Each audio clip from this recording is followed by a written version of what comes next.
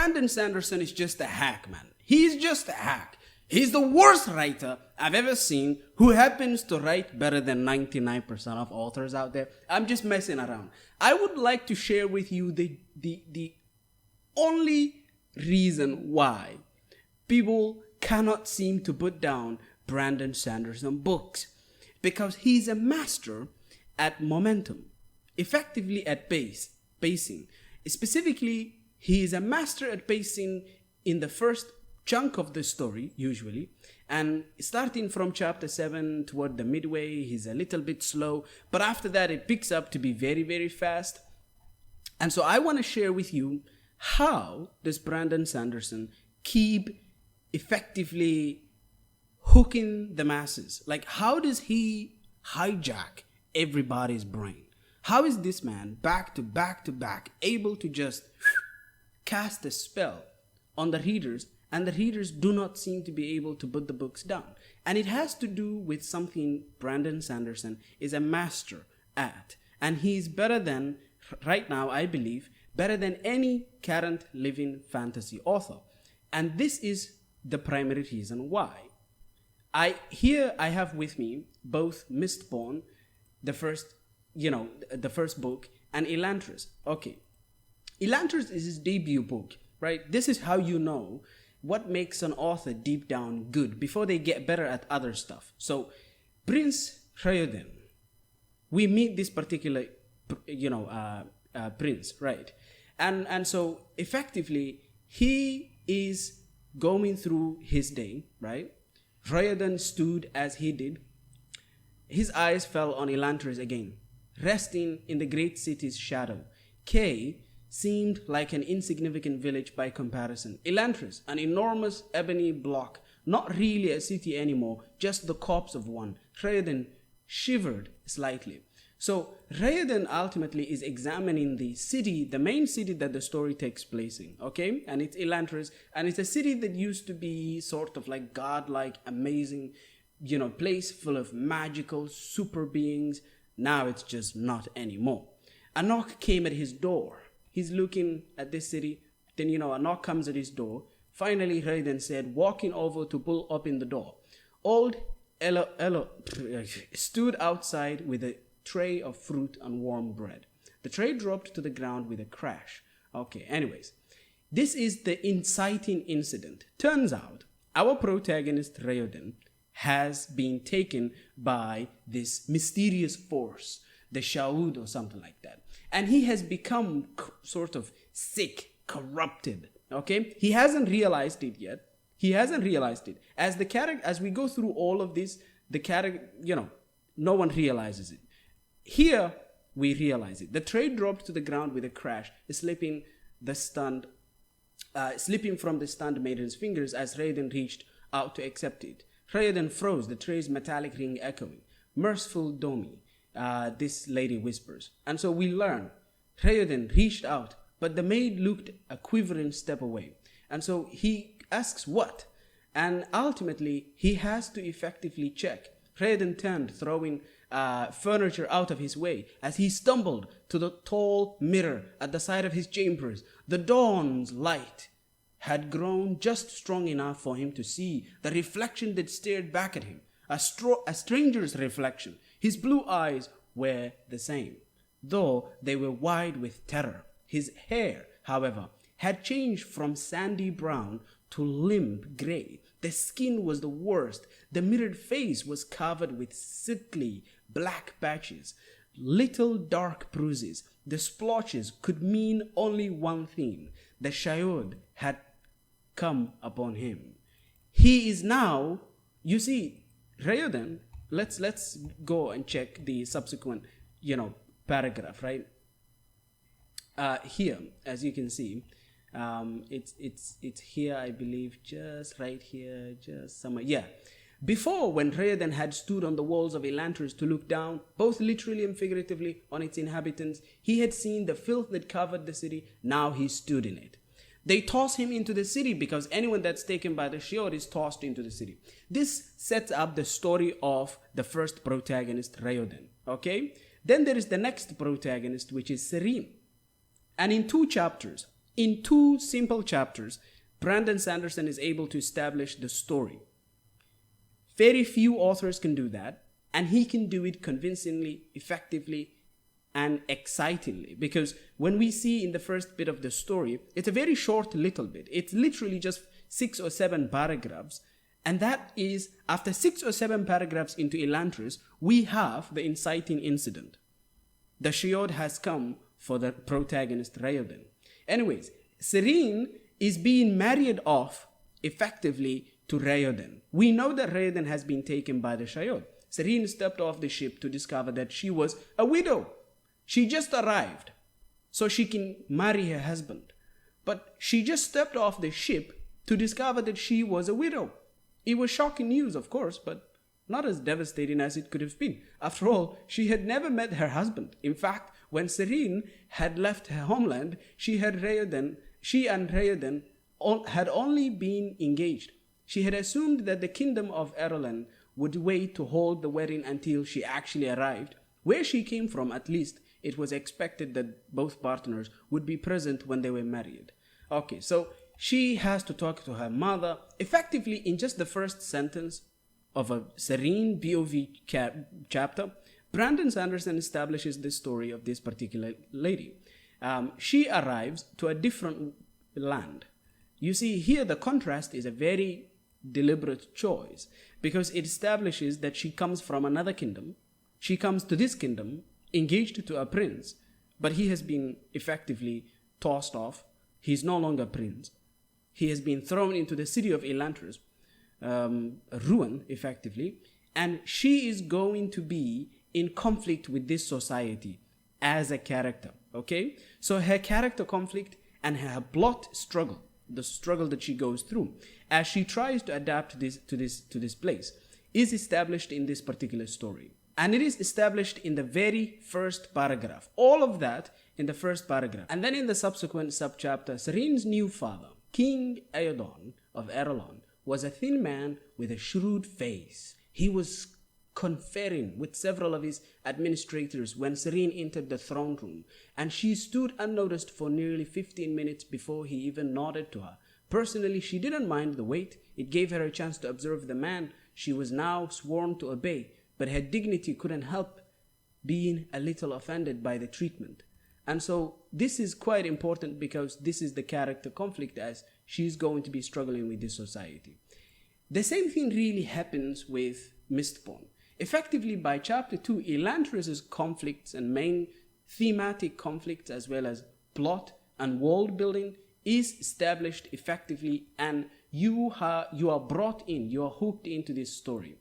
Same thing with really Elantris. We meet in the prologue, we see Kelsier save a bunch of Scar people. And so as he effectively saves them, you know, okay, I have to scroll all the way to the bottom of the story. Your storytelling was cut short, young man. An elderly Scar noted, hobbling over to sit on a stool beside Kelsier. He visits these Scar at night. They are scared of the mist that is established, and we see that by the end of this particular prologue, he effectively saves them. Teppa stood frozen for a moment, and Menis thought the shock of it all might have overwhelmed him. Eventually, however, the young man scurried off to gather the others, as commanded. Menis sighed, looking up toward the trailing line of smoke, cursing the man Kelsier quietly in his mind. New days indeed. Menis sighed, looking up toward the trailing line of smoke, cursing the man Kelsier quietly in his mind. New days indeed. And so these new days are because these, Scar effectively were slaves, and they were effectively plantation slaves or sort of. And, there was the lord that was going to effectively reward a girl, right, from the Scar. And Kelsier not only saves that girl, but he effectively burns down the whole place. And he releases and saves these Scar people. And we are introduced, Lord Ruler, Menis thought, I can't do this. I can barely get up in the morning. I can't save these people. And so these Scar people, also this particular bit here establishes that the Ska themselves don't really a lot of the time recognize the fact that the Lord Ruler is quite abusive. Anyways, we are introduced to the other characters in the first book.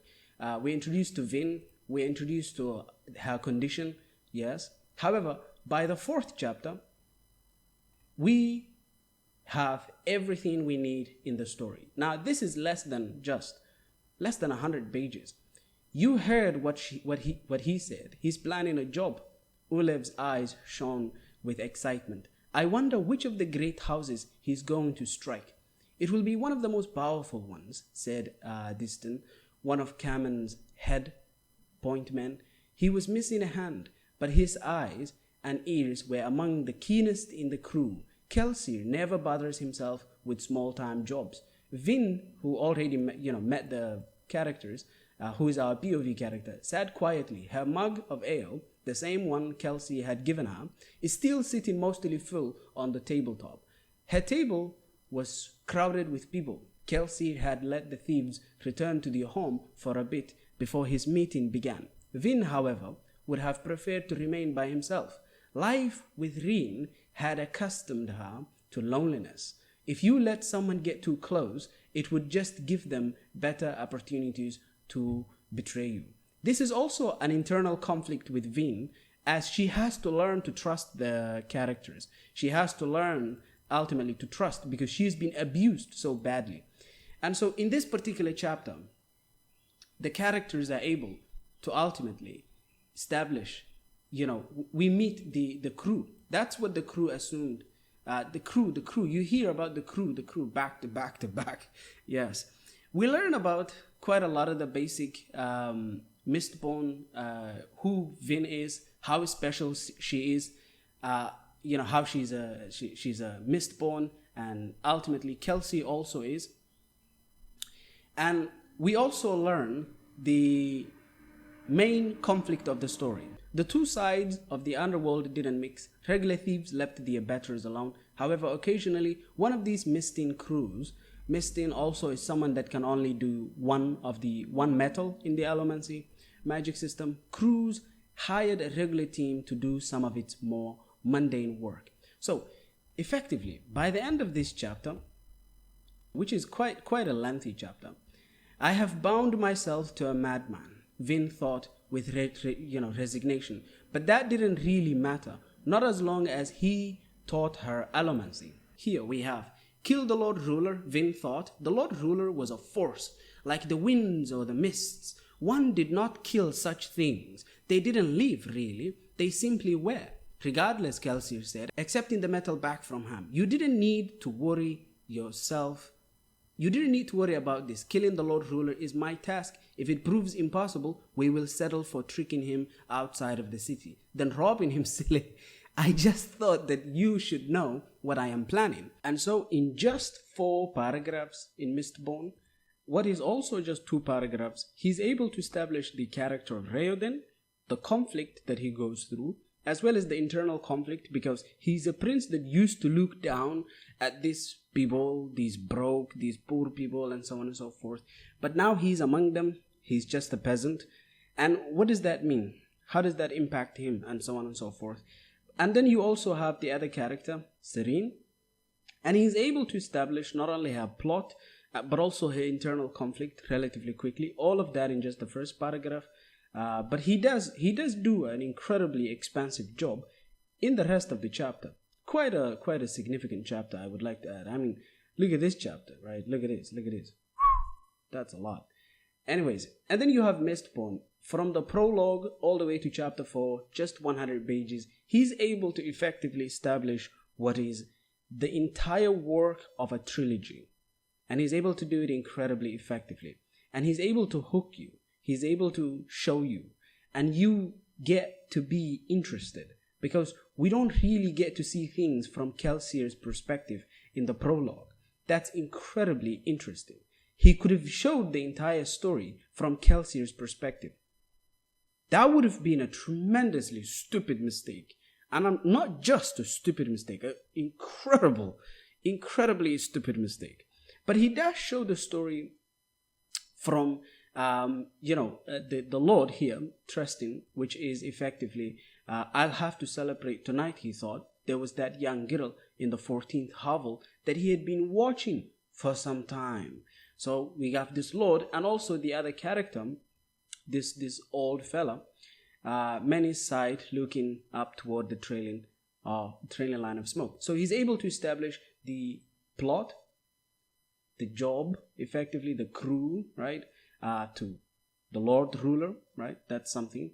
And another thing is Vin, her internal trust issues.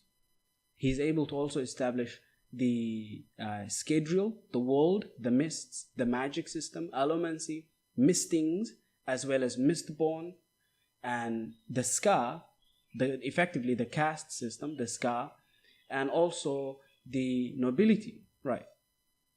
And also, what does Vin herself want? Why is she with them, right? I have bound myself to a madman. Vin thought with resignation, but that didn't really matter, not as long as he taught her allomancy. In this context, Kelsey, right? So we are able to know where we are going in a relatively very short time frame. This is not something that, I look, you might say, blah, blah, blah. This is easy to do. Everyone can do this. Show me everyone, okay? Show me you doing it. Show me 99.99% of writers will take 200, 300 pages to set up an interesting conflict. This guy takes just 100 pages in Mistborn, and he literally takes less than 50 pages in his debut novel, Elantris. So, as far as I know, the reason why it's very difficult to really put down his books is you go from the prologue, that's interesting. You go to chapter 1, that's interesting. But also, chapter 1 ties in nicely with chapter 2, and they are all engaging on their own. Also, we get to meet Kelsey, which is a rather interesting figure early on anyways. And then we see, Camon and the condition of Vin as a character. And then we have the job, and boom, we are into the story, okay? We are literally into the plot, into the story, just like that. Every chapter is meaningful. Every chapter is sufficient. Every chapter is just full of events that mean something to the story. And so you feel rewarded every time you read a chapter. You want to read another chapter, and you keep going. And that's really how you hook the readers and you keep the readers going. You make sure that each chapter you are writing actually contributes to the story. You don't just have meaningless fluff. Not a single chapter in this story has fluff, all right? Not even a single chapter has fluff, okay? That is something I have to admire. Anyhow, I hope you took something from this video. Please subscribe, right? Have a nice day. Bye-bye. And that's why Brandon Sanderson is brilliant. He's goated, man. The man knows how to effectively write and structure a book. Have a nice day. Bye-bye.